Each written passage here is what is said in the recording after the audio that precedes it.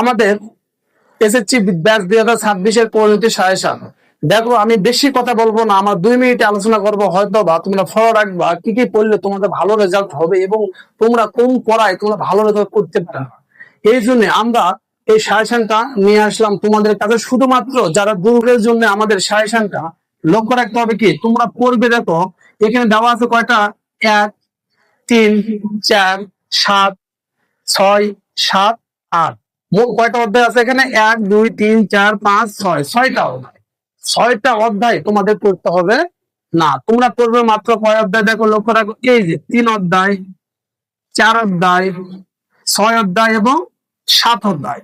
এই কয়টা অধ্যায় পড়লে তোমরা 100% তোমরা এখানে কি অংশ মানে সৃজনশীল প্রশ্ন তোমরা কমন পাবে। আর দুর্বল যারা আছো তাদের জন্য তোমাদের 100% কমন কয়টা পড়তে হবে, মাত্র 3টা পড়লে তোমরা কমন লিখতে পারবা, মানে সুন্দরভাবে লিখতে পারবা। এটা তোমাদের আমি 100% গ্যারান্টি দিতে চাই। এবং আর যদি প্লাস তুলতে চাও বা সৃজনশীলে আমি প্রশ্ন আমি সবই কমন নিতে চাই, তাহলে তোমরা অধ্যায় পড়বে কয়টা, 4টা অধ্যায়। 4টা অধ্যায় কি কি, 3 4 6 এবং 7। এই 3 4 6 7 যদি পড়ো তাহলে তোমরা 100% কমন পাবা।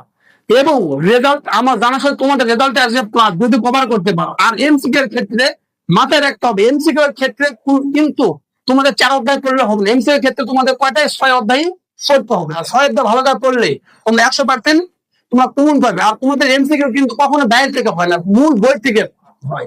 এই জন্য আমরা গাইড না পড়ে আমরা যদি মূল বই পড়ি তাহলে সুন্দরভাবে তোমরা লিখতে পারবে। যাই হোক, ভালো থাকো।